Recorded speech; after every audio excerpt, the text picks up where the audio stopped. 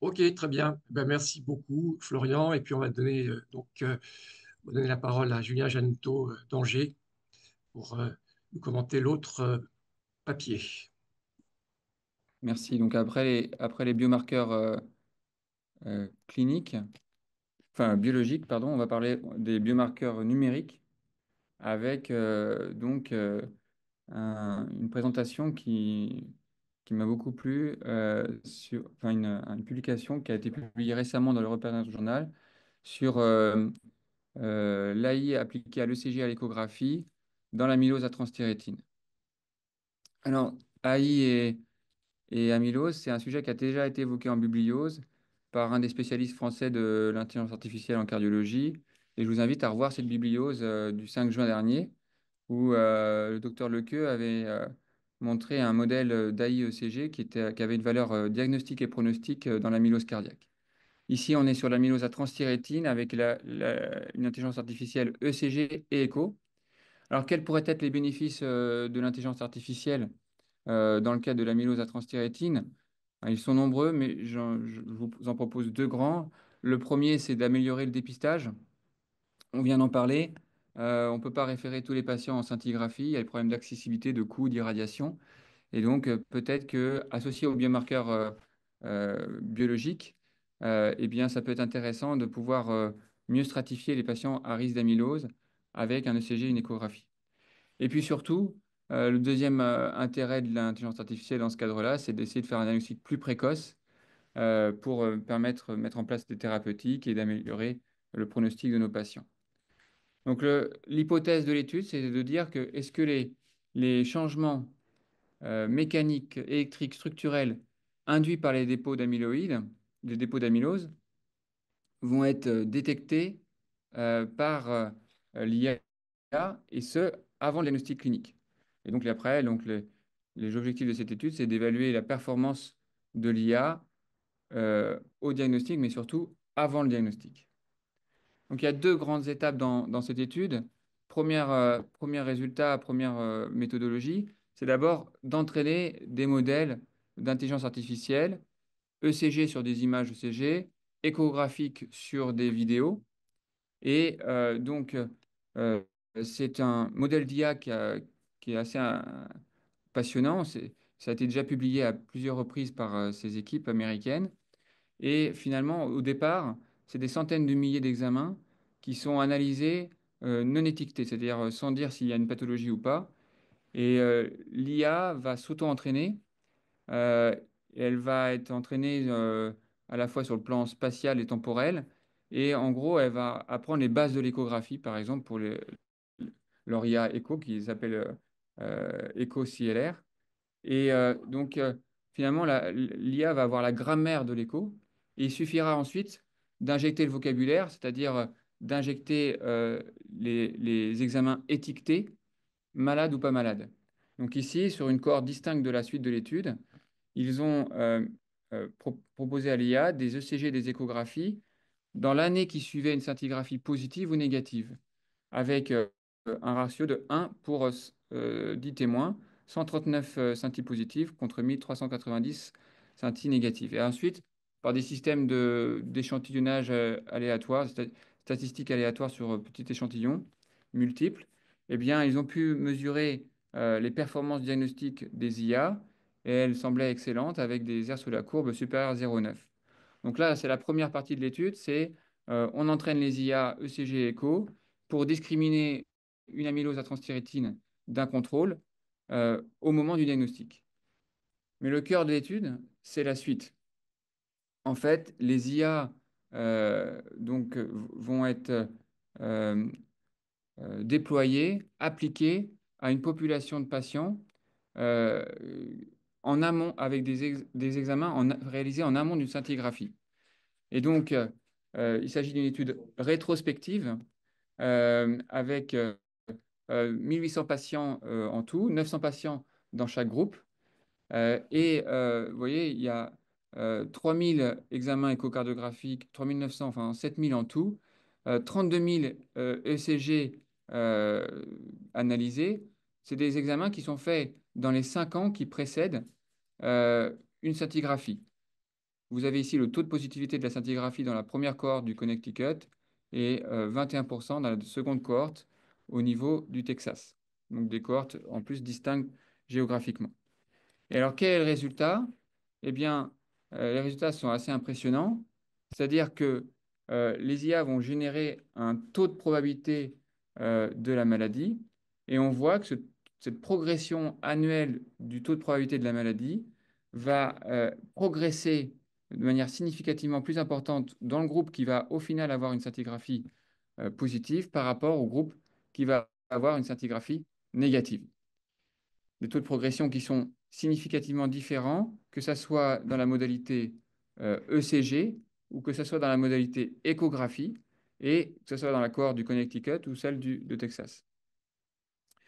Et ce qui est incroyable comme résultat, c'est qu'il y a une divergence des courbes à 3 ans avant le diagnostic, donc on est en phase préclinique finalement, 3 ans avant la scintigraphie. Et ces observations étaient toujours valables si on ajustait à l'épaisseur pariétale ou encore à la fonction ventriculaire gauche, ce qui suggère que finalement ce sont des signaux plus subtils que l'IA va détecter que ce que nous on mesure à l'échographie ou à l'ECG. Alors qu'en est-il des performances isolées de chaque outil à la phase préclinique? On a vu que la performance de l'outil était bonne au niveau de la phase clinique, mais au niveau de la phase préclinique, les performances sont moins bonnes. Et on voit que plus on s'éloigne de la scintigraphie, moins bonne est la performance, et puis qu'il y a un seuil à choisir. Hein, si on veut passer d'un modèle de probabilité d'avoir la maladie à un modèle binaire, il y a ou il n'y a pas la maladie, il faut choisir un seuil. Et si on choisit un seuil très bas, on va avoir une bonne sensibilité, ça sera bien pour le dépistage. Si on a un seuil très élevé, on va avoir une bonne spécificité, mais il y a toujours un compromis à faire. La solution, ça peut être de combiner les outils. Et ici, je vous ai mis le tableau pour 3 à 1 an avant le diagnostic scintigraphique. Et on voit qu'il y a une notion qui est la notion de double négatif et de double positif. C'est-à-dire les patients qui seraient, par exemple pour ce seuil à 0,05, double négatif, ECG écho, eh bien, ça permet d'avoir une bonne sensibilité à 0,91 avec une bonne valeur prédictive négative. De même, les doubles positifs pourraient avoir un intérêt diagnostique avec une bonne spécificité. Donc, cette étude a bien sûr des limites. D'abord, c'est une étude rétrospective. Et puis, il y a un biais de sélection majeur, c'est qu'en fait, tous les patients étaient référés pour une scintigraphie nucléaire, une scintigraphie osseuse. Et donc, il y avait donc une suspicion d'amylose ou une suspicion de cardiopathie. Ensuite, dans cette étude, il n'y a pas des amyloses AL ont dû être inclus, 1,9% dans une première cohorte, 4,9% dans une seconde. Et surtout, dans le groupe témoin qui a été entraîné, eh bien, il y avait 1% d'AL avec des scintigraphies négatives. Ceci dit, les auteurs signalent qu'il y avait des taux de probabilité générés par l'IA qui étaient supérieurs pour les AL par rapport aux témoins. Et puis surtout, cette étude, finalement, elle pose plus de questions qu'elle donne de réponses. Qu'est-ce qu'on va faire des patients qui sont positifs ECG et négatifs écho ou inversement? C'est presque la moitié des patients. Qu'est-ce qu'on fait? Enfin, est-ce qu'il n'y aurait pas ce que j'ai appelé peut-être à tort des faux positifs, c'est-à-dire des patients qui sont positifs à l'AI, mais en fait qui ont une scintigraphie négative, mais c'est juste parce que la maladie n'est pas encore assez avancée. Et puis ensuite, il faudra trouver un bon compromis entre la sensibilité et la spécificité et trouver les bons seuils. Mais le message, c'est de dire que ben, là, il y a un modèle décrit d'AI écho et d'AI ECG qui pourraient être des biomarqueurs numériques de maladies d'amylose cardiaque à transthyrétine qui génèrent des probabilités de maladies même avant notre diagnostic clinique avec des courbes qui divergent jusqu'à 3 ans avant le diagnostic clinique, ce qui est quand même assez incroyable. Bien sûr, ça demande d'autres validations scientifiques, ça demande aussi que ça soit euh, comment dire, euh, validé par les autorités de régulation, notamment européennes. Et puis, en fait, en relisant plusieurs fois ce papier, ça pose quand même des questions aussi presque éthiques et sociétales. Parce que c'est extraordinaire de pouvoir faire des diagnostics un peu plus précoces, mais c'est ce diagnostic préclinique. Et puis, il va y avoir aussi forcément ce qu'on peut appeler du diagnostic opportuniste. Et ça, c'est un changement de paradigme auquel il faut peut-être qu'on se prépare. Voilà, je vous remercie. Merci Julien, c'est effectivement fascinant. Puis en plus, c'est en plein dans l'actualité parce que pratiquement en même temps, il y a un autre papier qui vient de sortir dans Jack Advance, un peu sur le même sujet. C'était juste l'écho, mais ils trouvent aussi un outil, ils ont utilisé un outil d'intelligence artificielle sur des images d'écho et ils trouvent aussi d'excellentes valeurs prédictives. Euh, moi, moi, je suis complètement béotien dans ce domaine et je me demande en fait à quoi ça correspond exactement, comment fonctionnent ces algorithmes, comment est-ce qu'ils décident que c'est une amylose? Parce que si j'ai bien compris, ça repose sur des analyses de boucles bidimensionnelles, pas de Doppler tissulaire, pas de strain. Comment est-ce qu'ils font la différence? Est-ce que c'est uniquement le degré d'hypertrophie? Est-ce que c'est la fraction d'éjection, la- les, les signatures acoustiques? Je ne sais pas comment ça fonctionne. Est-ce on a une idée de ça? C'est pas décrit dans le Alors, papier. peut-être que Olivier va pouvoir préciser, mais il y a, en fait, il y a pas, c'est une black box, hein. On peut pas, on sait pas. En fait, c'est des signaux.